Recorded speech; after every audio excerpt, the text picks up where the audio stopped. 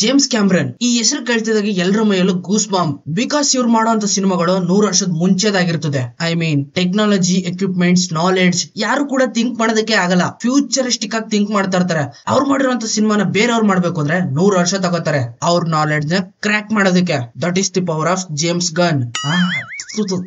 Cameron. Avatar ಸಿನಿಮಾದ first chapter ಯಾವ ರೀತಿ ಲೆಜೆಂಡರಿ ಆಗಿ ಎಲ್ಲರ ಮನಸ್ಸಲ್ಲಿ ಉಳ್ಕೊಂಡ್ಬಿಟ್ಟಿದೆ ಅಂದ್ರೆ ನಿಮ್ಗೆಲ್ಲ ಗೊತ್ತಿರೋ ವಿಷಯನೇ. ಲೈವ್ ಆಕ್ಷನ್ ಹ್ಯೂಮನ್ ಕ್ಯಾರೆಕ್ಟರ್ ಜೊತೆಗೆ 3D ಅನಿಮೇಷನ್ ಬ್ಲೆಂಡ್ ಮಾಡಿ ಆ ರೀತಿ ಸಿನಿಮಾನ ಮಾಡಿ ಆ ಟೈಮ್ ಅಲ್ಲೇ ಇಡೀ ಪ್ರಪಂಚನ ಅಳ್ಳಾಡಿಸ್ಬಿಟ್ಟಿದ್ರು.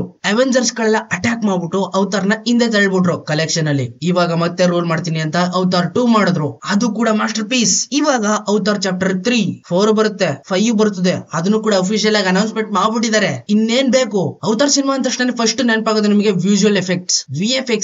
ಮೈಂಡ್ ಬೆಂಡ್ ಆಗೋ ತರ ಇರ್ತದಲ್ಲ, ಅದು ಕೂಡ 3D ಗ್ಲಾಸ್ ಹಾಕೊಂಡು ನೋಡ್ಬಿಟ್ರೆ ಎಕ್ದಮ್ ಖಡಕ್. ಪಾರ್ಟ್ 1 ಅಲ್ಲಿ ಮೈಕ್ ಸಲ್ಲಿ ಜೊತೆಗೆ ದುಶ್ಮನ್ ಆಗಿರೋದು ಮೈಲ್ಸ್ ಕ್ವಾರ್ಟಿಚ್, ಹ್ಯೂಮನ್ ವರ್ಸಸ್ ಏಲಿಯನ್. ಇನ್ನು ಸೆಕೆಂಡ್ ಪಾರ್ಟ್ ಅಲ್ಲಿ ಏಲಿಯನ್ ವರ್ಸಸ್ ಏಲಿಯನ್ ಅವ್ರವ್ರೆ. ಈ ಕಡೆ ಜಾಕ್ಸೆಲಿನೂ ಇಲ್ಲ, ಆ ಕಡೆ ಸ್ಟೀಫನ್ ಇಲ್ಲ. ಅವ್ರಿಬ್ರು ಪ್ಯಾರಲೈಸ್ ಆಗಿರುವಂತ ಬಾಡಿ ಅವತಾರ್. ಇವ್ರಿಬ್ರದ್ದು ಮತ್ತೆ ರಿವೆಂಜ್ ಸೆಕೆಂಡ್ ಚಾಪ್ಟರ್ ಅಲ್ಲಿ. ಇನ್ನು ಚಾಪ್ಟರ್ 3 ಒಳಗಡೆ ಹೊಸ ಕ್ಯಾರೆಕ್ಟರ್ ಗಳು ಉದ್ಭವ ಆಗ್ತದೆ. ಫೈರ್ ಅಂಡ್ ಆಶ್, ಬೆಂಕಿ ಮತ್ತು ಧೂಳು. ಧೂಳಿಂದ ಬೆಂಕಿನೋ, ಬೆಂಕಿಯಿಂದ ಧೂಳೋ, ಐ ಡೋಂಟ್ ನೋ. ಚಾಪ್ಟರ್ 2 ನಲ್ಲಿ ಮೈಲ್ಸ್ ಇನ್ನು ಸತ್ತಿರಲ್ಲ, ಬದುಕೇ ಇರ್ತಾನೆ. ಚಾಪ್ಟರ್ 3 ನಲ್ಲೂ ಕೂಡ ಎಂಟ್ರಿ ಕೊಟ್ಟಿರೋದು ನೋಡ್ಬಿಟ್ಟು ಶಾಕ್ ಆಗ್ಬಿಟ್ಟಿದೀವಿ. ಮತ್ತೆ ಯಾಕೆ ಬರ್ತಾ ಇದ್ದಾನೆ ಇವ್ರಿಗೆಲ್ಲ ಟಾರ್ಚರ್ ಕೊಡೋದಕ್ಕೆ. ಈಗ ಬಿಟ್ಟಿರೋ ಈ ಟೀಸರ್ ಒಳಗಡೆ ಜಾಕ್ ಸೆಲ್ಲಿನ ಬಿಟ್ಟು ಅವ್ನ ಮಗನ ಮೇಲೆ ಫುಲ್ ಫೋಕಸ್ ಆಗಿರೋ ತರ ಕಾಣಿಸ್ತಾ ಇದೆ.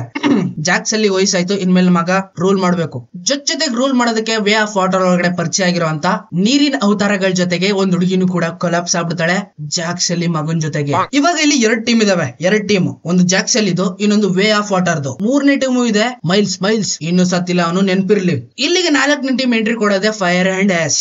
ಇವ್ರು ಎಲ್ಲಿಂದ ಬರ್ತಾರೆ ಅನ್ನೋದು ಒಂದ್ ದೊಡ್ಡ ತಲೆನೋವು. ಅದು ಸಿನಿಮಾಗ ಹೋದ್ಮೇಲೆ ಗೊತ್ತಾಯ್ತದೆ. ಟೋಟಲ್ ಆಗಿ ಇವಾಗ 4 ಟೀಮ್ ಆಯ್ತು. Jake Sully, way of water ಇವ್ರದೆಲ್ಲ ಒಂದ್ ಟೀಮ್ ಆದ್ರೆ, ಮೈಲ್ಸ್, ಫೈರ್ ಅಂಡ್ ಆಶ್ ಇವ್ರ ಒಂದ್ ಟೀಮು. ಶತ್ರುವಿನ ಶತ್ರು ಮಿತ್ರ ಅನ್ನೋಗೆ ಫೈರ್ ಅಂಡ್ ಆಶ್ ಗೆ ಮೈಲ್ಸ್ ಟೀಮ್ ಆಗ್ತಾನೆ. ನಾನ್ ನಿನ್ ಜೊತೆಗೆ ಸೇರ್ಕೊಂಡು ಫೈಟ್ ಮಾಡ್ತೀನಿ, ಜಾಕ್ ಸೆಲ್ಲಿನ ವಾಡದ್ ಮುಗಿಸ್ಬಿಡೋಣ, ಏನಂತೀಯ ಡೀಲ್? ವಿಚಿತ್ರವಾಗಿರೋ ಇವ್ರು ಬೆಂಕಿ ಜೊತೆ ಆಟ ಆಡ್ತಾರೆ ಹೊಗೆ ಬಿಟ್ಕೊಂಡು. ಇವ್ರಿಗೆ ಸಪರೇಟ್ ಆಗಿ ಪವರ್ ಜನರೇಟ್ ಆಗುವಂತ ಇನ್ನೂ ಒಂದ್ ಟೀಮ್ ಬರ್ಬೇಕು. ಅದು ಇಲ್ಲಿ ಸಸ್ಪೆನ್ಸ್ ಆಗಿರ್ತದೆ. ಯಾವ ಟೀಮ್ ಬರ್ತದೋ, ಎಲ್ಲಿಂದ ಬರ್ತದೋ, ಅದು ಇಲ್ಲಿ ಸಸ್ಪೆನ್ಸ್ ಎಲ್ಲ ತಡ್ಕೊಳ್ಳೋದಕ್ಕಾಗಲ್ಲ. ಬೇಗ ರಿವೀಲ್ ಮಾಡಿ ಅಂದ್ರೆ ಹ್ಯೂಮನ್ಸ್ ಕೂಡ ಎಂಟ್ರಿ ಕೊಡ್ತಾರೆ.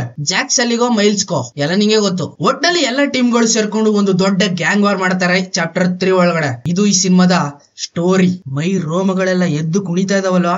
ಎಕ್ಸಾಕ್ಟ್ಲಿ. ಕನ್ನಡದಲ್ಲೂ ಕೂಡ ಟ್ರೈಲರ್ ಬಂದಿದೆ, ನೋಡಿಲ್ಲ ಅಂದ್ರೆ ನೋಡಿ. ನೆಕ್ಸ್ಟ್ ಲೆವೆಲ್ ಅಲ್ಲಿ ಇದೆ ಡಬ್ಬಿಂಗ್. ಈ ತರದ ಸಿನಿಮಾನ ಎಕ್ಸ್ಪೀರಿಯನ್ಸ್ ಮಾಡ್ಬೇಕು ಅಂದ್ರೆ IMAX ಥಿಯೇಟರ್ ಆಗ್ಬೇಕು, ಪ್ಲಸ್ 3D ಗ್ಲಾಸೇ ಆಗ್ಬೇಕು. ನಮ್ಮ ಮೈಸೂರಲ್ಲಿ ಯಾವಾಗ ಬರ್ತದೋ ಗೊತ್ತಿಲ್ಲ. ಕನ್ಸು ಅದು. ಇನ್ನು ಡಿಸೆಂಬರ್ 19ಕ್ಕೆ ಈ ಸಿನಿಮಾ ಬರ್ತಾ ಇದೆ. ನೆಕ್ಸ್ಟ್ ಲೆವೆಲ್ ಅಲ್ಲಿ ಎಲ್ಲರೂ ಕೂಡ ವೇಟ್ ಮಾಡ್ತಾ ಇದಾರೆ, ನಾನು ಕೂಡ.